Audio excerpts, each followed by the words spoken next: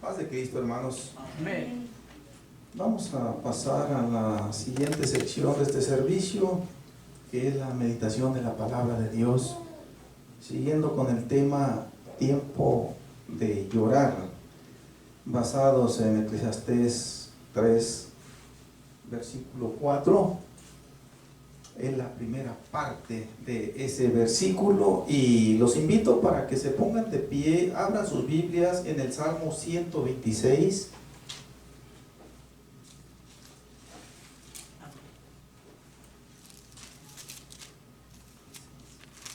Salmo que contiene 6 versículos y vamos a leerlos en su totalidad. Yo los voy a leer en voz alta. Ustedes síganme con su vista. Dice así en el nombre del Señor Jesús. Dije Salmo 126, verso 1 en adelante. Cuando Jehová hiciere volver la cautividad de Sión, seremos como los que sueñan. Entonces nuestra boca se llenará de risa y nuestra lengua de alabanza.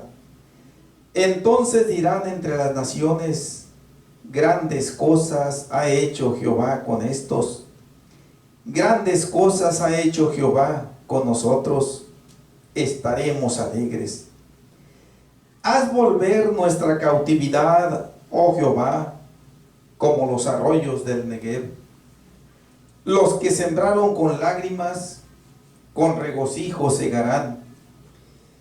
Irá andando y llorando el que lleva la preciosa semilla, mas volverá a venir con regocijo, trayendo sus gavillas. Amén. Tomen su asiento, mis hermanos.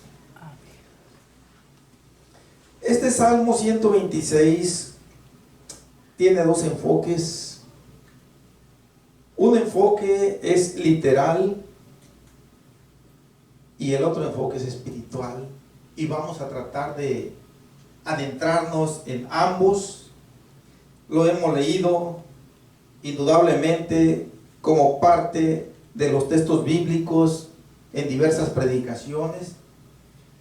Lo hemos leído en nuestra lectura personal que hacemos de la palabra de Dios en casa. Pero hoy quiero que centremos de una manera más especial nuestra atención en cada uno de los versículos. El énfasis obviamente está en el versículo 5 y en el versículo 6, que hacen alusión al tema que estamos viendo, tiempo de llorar. Ahí se mencionan estas escenas de lloro, de llanto, pero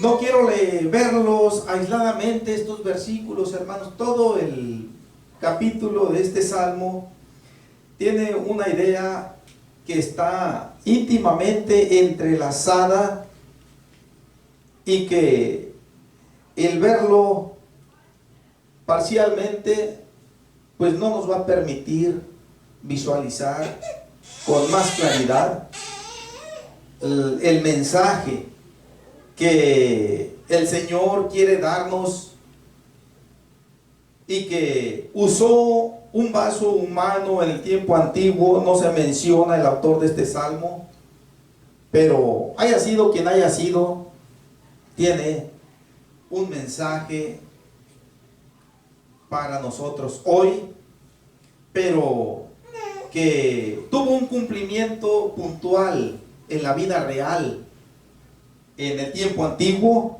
y es en el que quiero que comencemos. Antes de empezar a centrarnos verso por verso, quiero expresar como anticipo, una vez más, ya que esto lo he mencionado en diversas ocasiones, que la nación de Israel estuvo en cautiverio, estuvo sojuzgada por naciones extranjeras en varias ocasiones. la más relevante que nos relata la palabra de Dios es la que sucedió con el reinado babilónico y posteriormente con el reinado medo-persa, reyes de aquellos reinos paganos cuyos nombres se mencionan de una manera muy significativa, muy enfática en la palabra de Dios, como Nabucodonosor, como Darío, como Ciro, como Artajerjes, entre otros. Fueron monarcas que Dios usó para que su pueblo experimentara tanto su disciplina, su castigo, como también experimentara su benevolencia, su misericordia. Y quizás en su oportunidad hagamos alusión a estos puntos. Entonces, hecha esta manifestación de la circunstancia de la cautividad del pueblo del pacto de Dios en el tiempo antiguo, obviamente esas cautividades de que fue sujeto se debieron a su desobediencia a la ley de Dios. De una manera desafiante muchas veces, ellos le daban la espalda a Dios y hasta lo provocaban, como si tuvieran la misma capacidad para ponerse al tú por tú con el Creador, y los resultados fueron muy desastrosos, fueron muy adversos para la nación de Israel, tanto para sus reyes como para sus sacerdotes, para su ejército y para todo el pueblo en general. De alguna manera a todos les afectó esta actitud desobediente.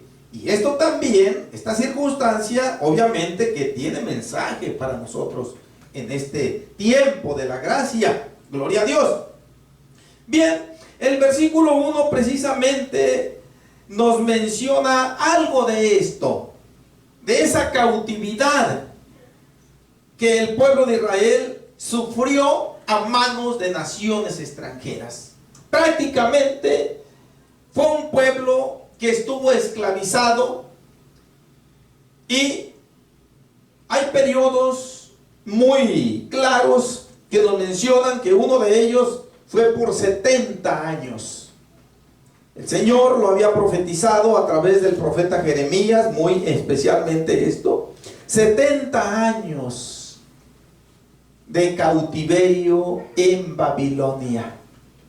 Desfilaron reyes, monarcas en ese reinado, y el pueblo de Israel cautivo, esclavizado, siervo, en donde no tenía más alternativa más que obedecer y padecer la dura servidumbre que estaba pasando.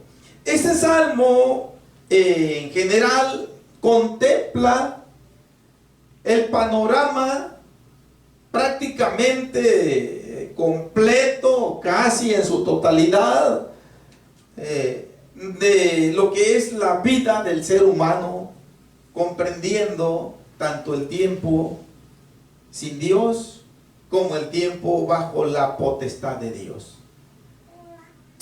Bien, una expresión de anhelo que menciona el salmista, indudablemente cuando se encontraban en cautividad, cuando se encontraban en esa condición de esclavitud, en donde la libertad de un mañana no se vislumbraba, no podía apreciarse de una manera segura. Es por eso que el salmista, cuando inicia este salmo, hace alusión a esa incertidumbre, pero de alguna manera deja entrever que va a llegar tarde que temprano.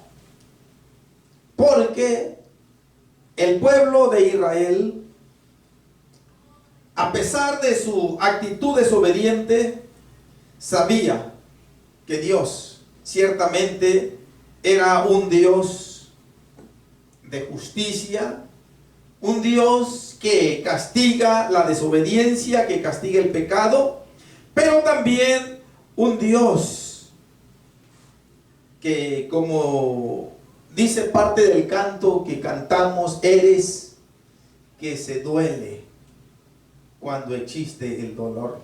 Un Dios que hace uso de misericordia con su pueblo en su momento. No guarda su ira para siempre con su pueblo.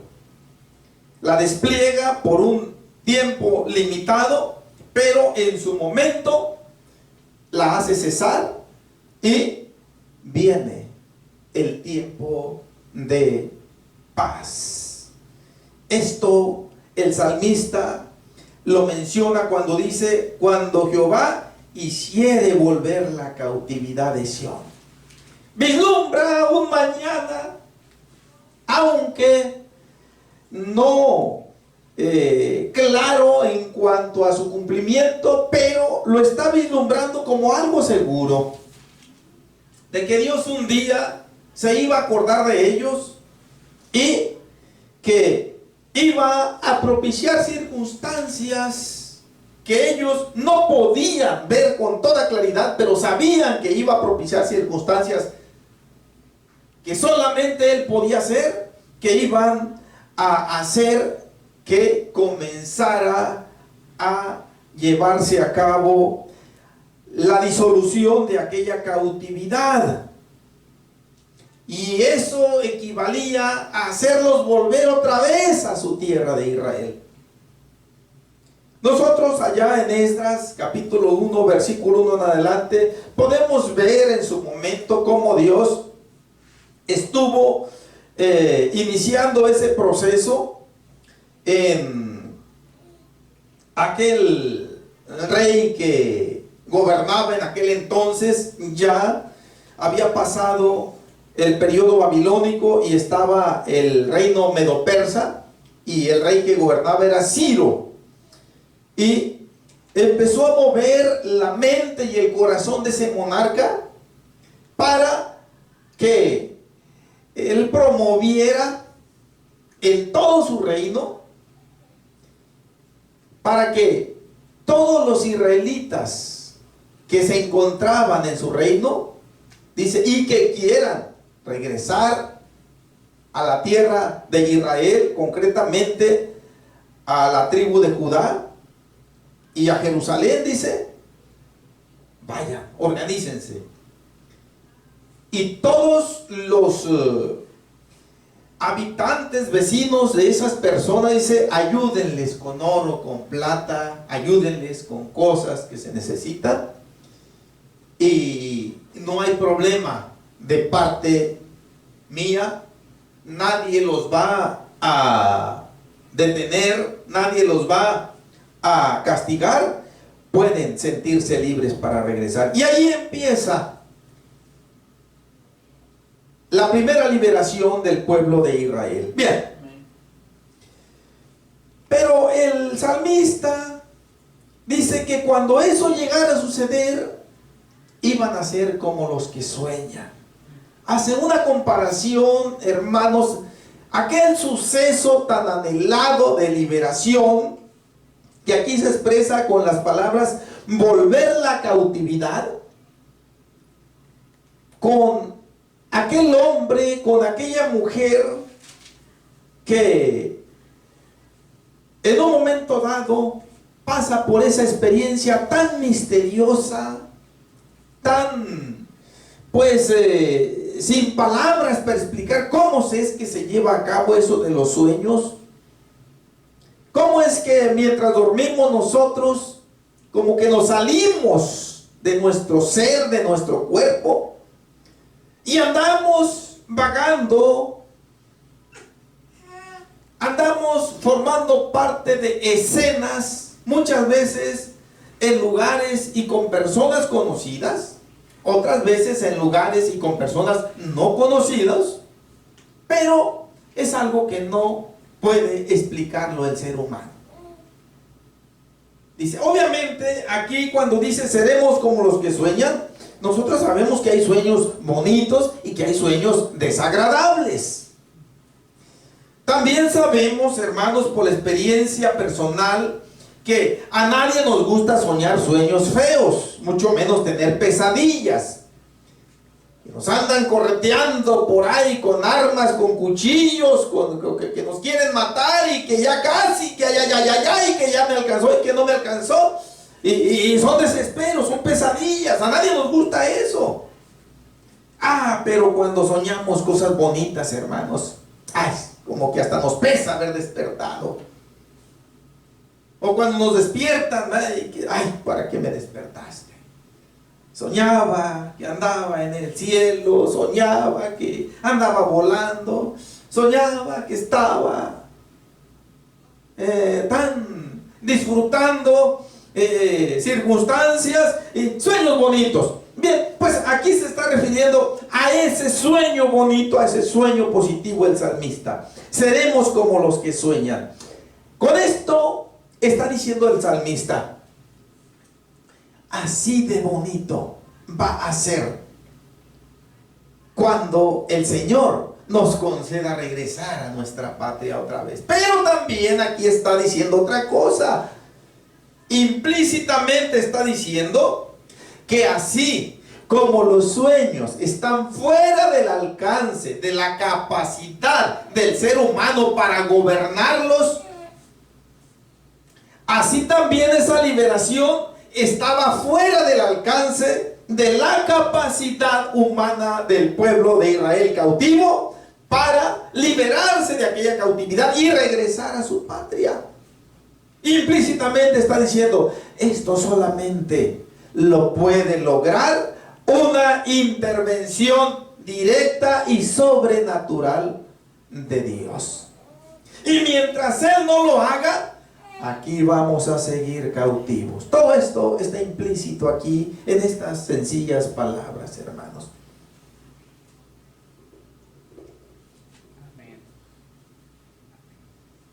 Cuando ese acontecimiento llegue a suceder, quizás a muchos no les iba a tocar ver esa liberación masiva que Dios iba a propiciar en su pueblo en un tiempo futuro, pero aquellos que por la gracia misericordiosa de Dios les iba a tocar ser parte activa de esa liberación, dice que iba a ocasionar que su boca se llene de risa. En otras palabras, iba a haber un panorama bastante contrastado al que tenían cuando estaban en la esclavitud. De tribulación, de dolor, de aflicción, de tristeza. Ahora la situación iba a ser completamente diferente. Iba a ser de risa, de alegría, de contentamiento, vaya, de fiesta. Iba a haber esa libertad que ahora sí pienso la iban a valorar bastante para reconocer al Señor mediante la alabanza. Ya nosotros hemos visto en algunas porciones bíblicas como en aquel cautiverio ellos no tenían ni ánimo de cantar cánticos a Dios. Aunque se los pedían que cantaran, ellos decían, no podemos, no tenemos ese sentir, ese ánimo, porque estamos en esta cautividad. Pero cuando llegue a suceder esa liberación que solamente Dios puede lograr, entonces sí vamos a poder cantar con risa, con fiesta, con gratitud a Dios mediante alabanzas. Y ese acontecimiento no iba a poder pasar desapercibido ante los ojos de las naciones,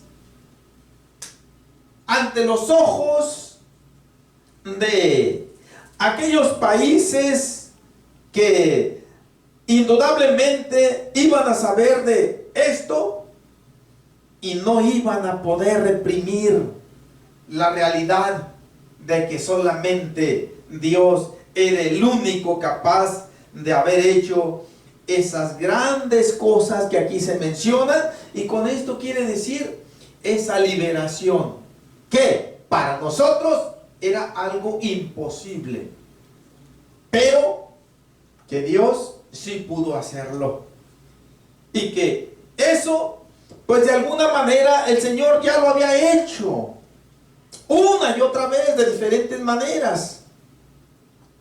Cuando liberó al pueblo de Egipto, hizo grandes cosas también. El pueblo también estaba en cautividad.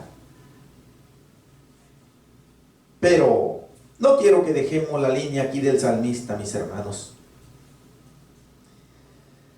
Cuando el salmista, pues, como que termina de alguna manera, por lo pronto,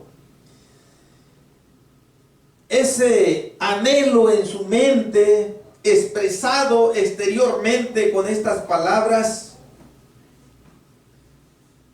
ahora hace un contraste de esa futura liberación que ellos sabían que iba a suceder.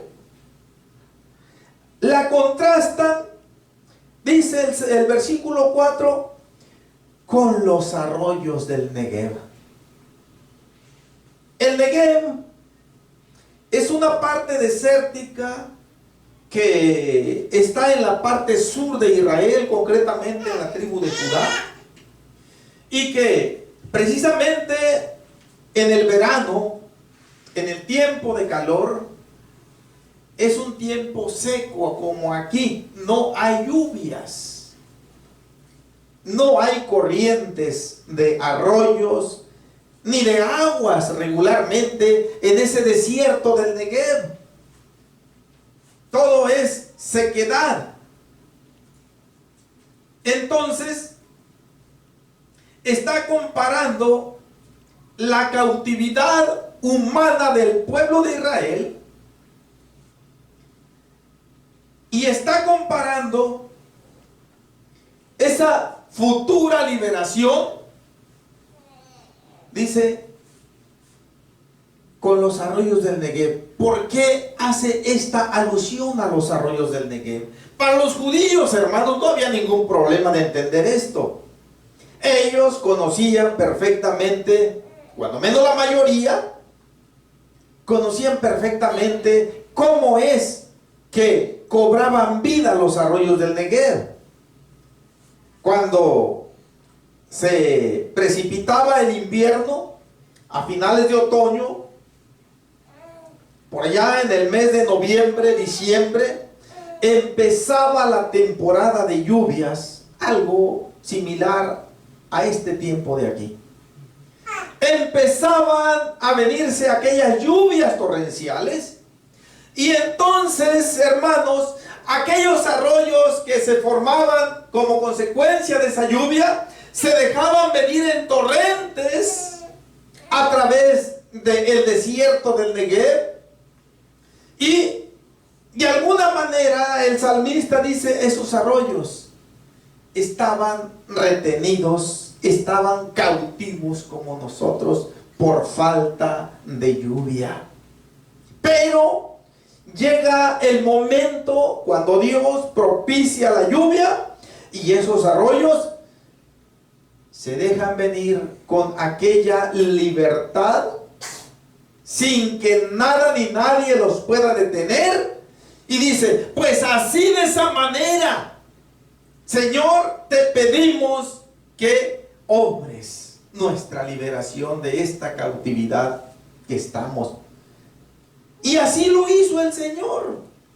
Miren, les mencioné yo Esdras 1, quiero leerlo para que veamos qué fácil es para Dios llevar a cabo lo que Él quiere hacer de una manera tan sencilla.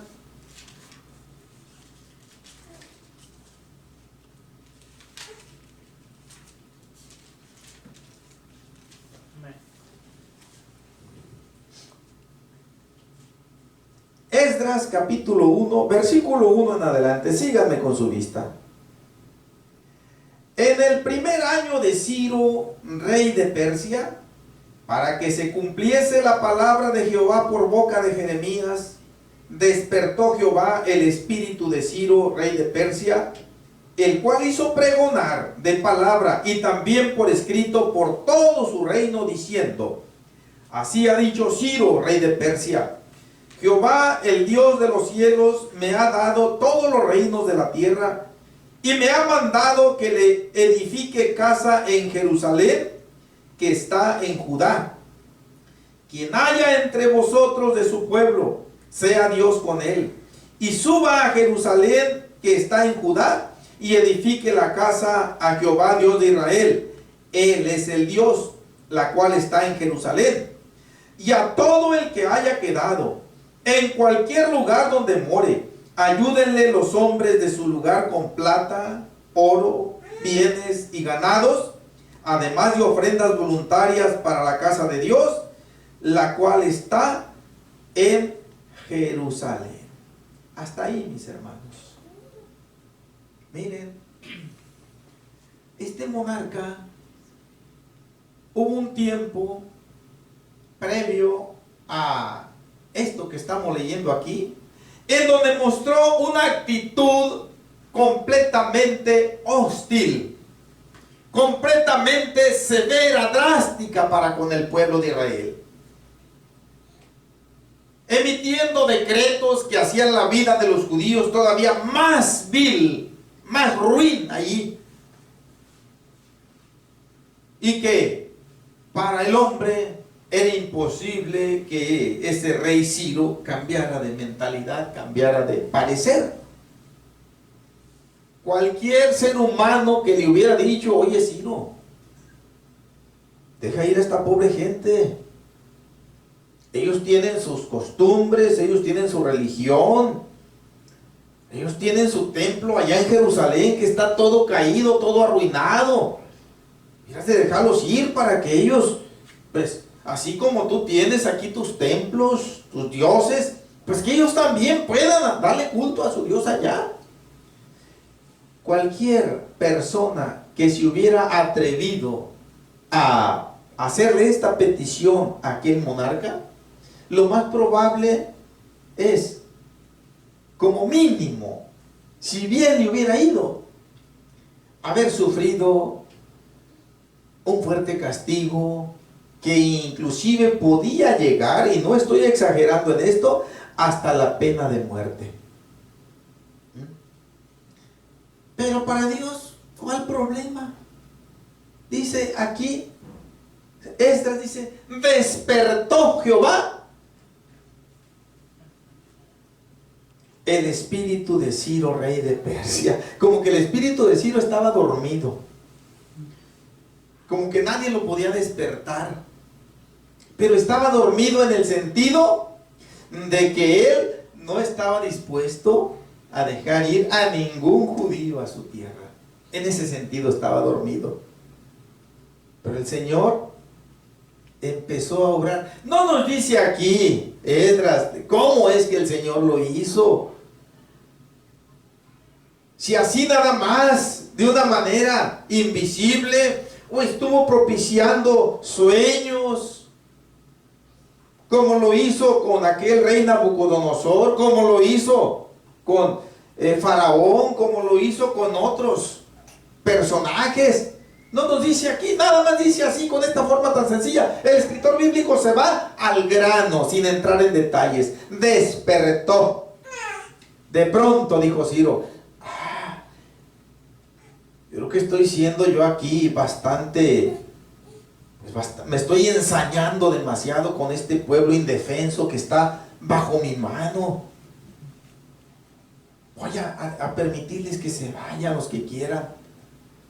Y así, de la noche a la mañana, circulan los edictos por todo el reino. Todo aquel judío que quiera irse a su patria, a reconstruir su nación, su capital, su templo, de parte del rey, tiene toda la libertad. Y no nada más eso, se le va a apoyar a todo aquel que quiera regresar. Oiga, pues ¿quién no iba a querer regresar para allá? Se le va a apoyar con plata, con oro, con ganado, y también se le van a dar ofrendas voluntarias para que cuando lleguen allá lleven con qué iniciar la reconstrucción del templo. Van a ir bien bendecidos. Qué sencillo lo hizo el Señor. ¿Cómo lo hizo? Pues así como hace el Señor que surjan aquellos arroyos. Volvemos otra vez al Salmo 126. Como hace el Señor que surjan aquellos arroyos en el Negev, desaparecidos durante la sequía, pero que el Señor se encarga de que cobren vida y empiecen a correr en raudales incontenibles. Así el Señor obró en la liberación de su pueblo Israel. Qué ilustración gráfica tan preciosa, mis hermanos, que nos muestra con toda claridad lo que nosotros sabemos, pero que muchas veces por nuestra falta de fe no lo albergamos como debemos en nuestras vidas, en nuestros corazones, de que para Dios no hay nada ni difícil ni imposible. Que cuando Él quiere hacer algo, Él lo va a hacer de una manera tan fácil, tan sencilla. Tenemos testimonios bíblicos de sobra en la palabra de Dios. Sara ya andaba tentando casi los 100 años de edad.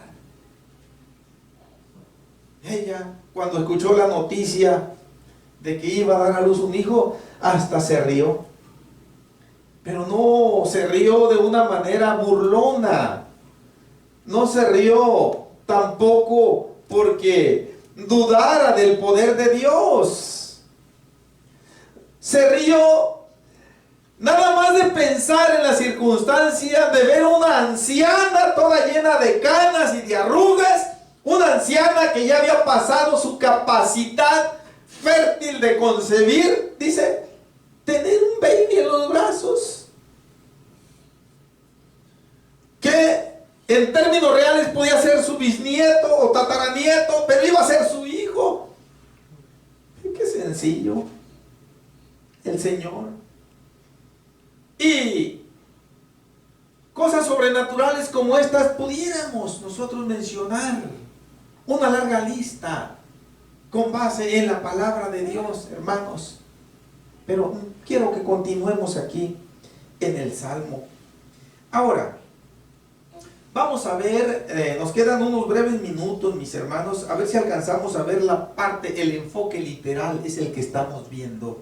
Y después vamos a ver el enfoque espiritual, que de alguna manera es mucho más importante para nosotros.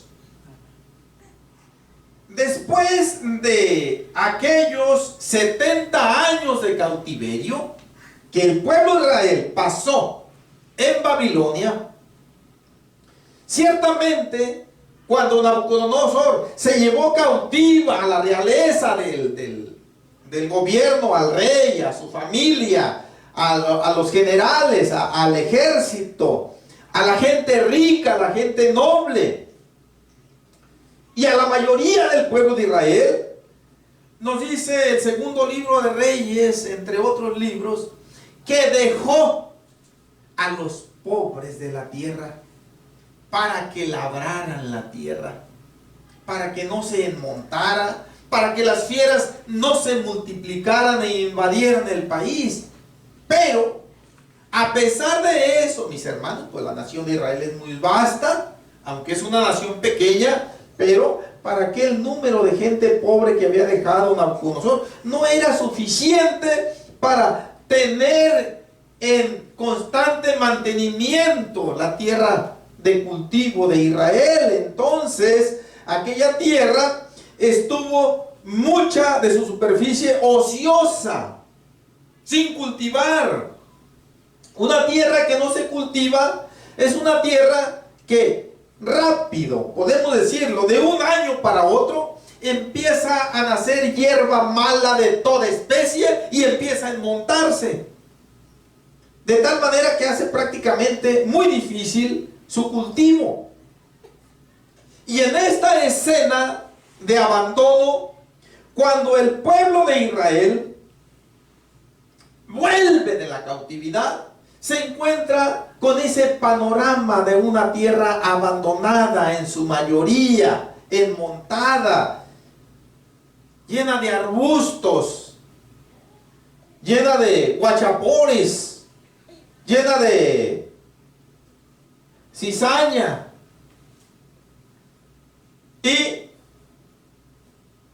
la siembra, porque tenían ellos, entre otras cosas que hacer, la dura tarea de sembrar otra vez el trigo, la cebada, de volver a plantar las viñas, el olivo, entre otras especies comestibles.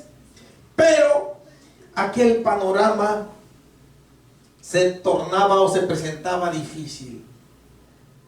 Entonces, esta expresión del Salmo, en los versículos 5 y 6, de hecho, se están refiriendo a esa circunstancia penosa del pueblo que se dedicó a reactivar la agricultura de las tierras de Israel. Tenían que llevar a cabo un trabajo mucho más arduo y cansado y difícil y tardío que si las tierras hubieran estado activamente cultivadas periodo tras periodo.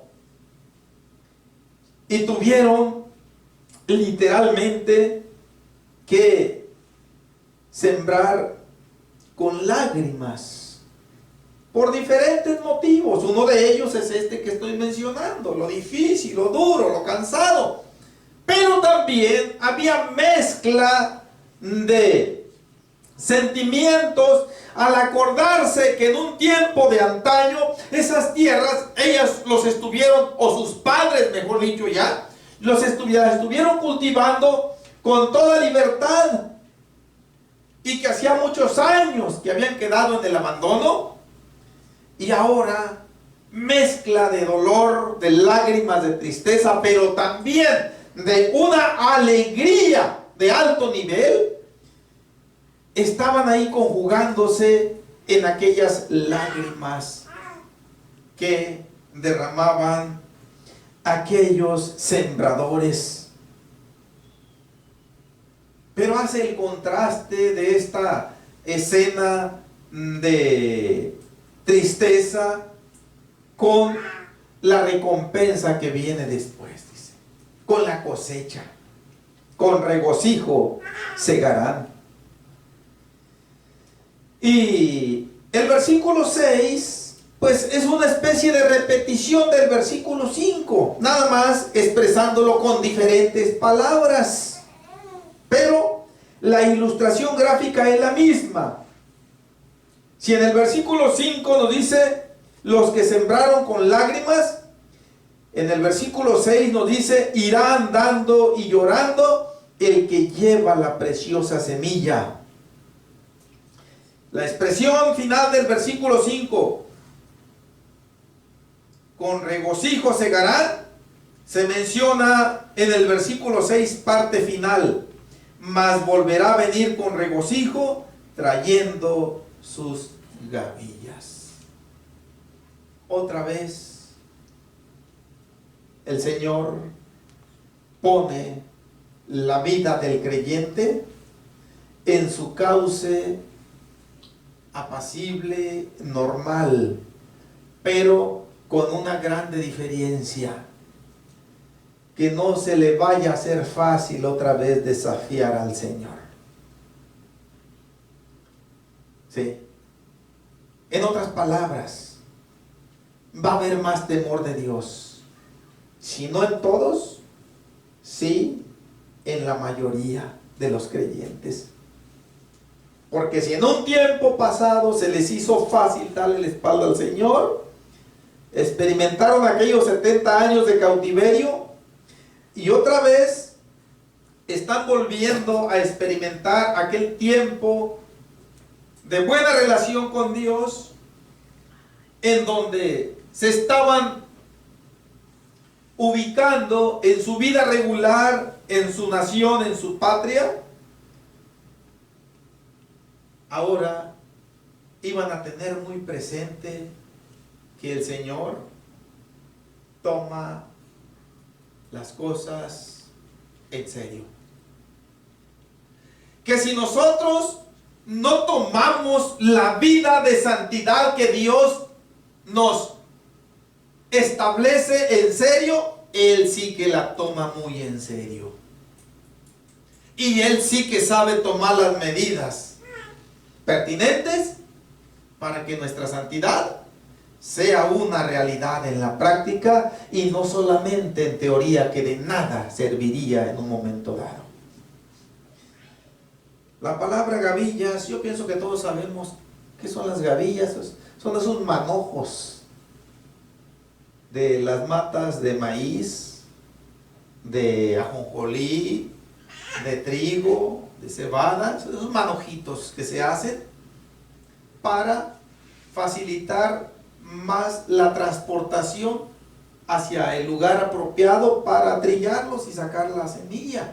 Esas son las gavillas, por si alguien no sabía este término, mis hermanos.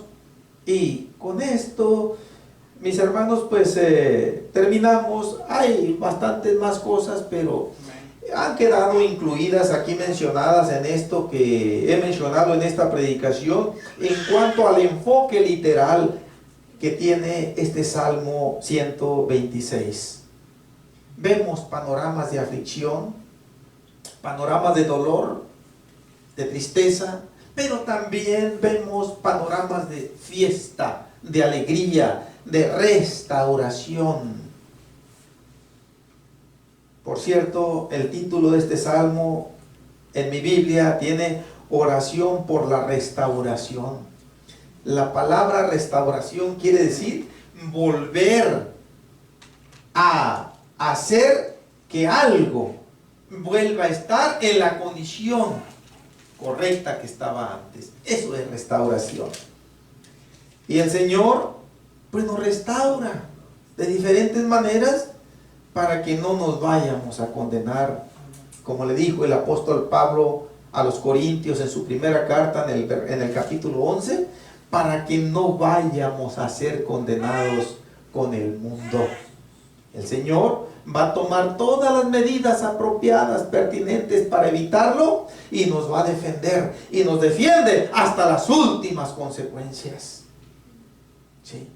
Bueno, mis hermanos, se nos terminó el tiempo. Espero que el enfoque literal de este salmo lo hayamos entendido, porque ya en la próxima predicación, si el Señor nos concede, vamos a ver el enfoque espiritual, que es, lo repito, más importante y trascendente para nosotros. Vamos a orar, vamos a pedirle a Dios que no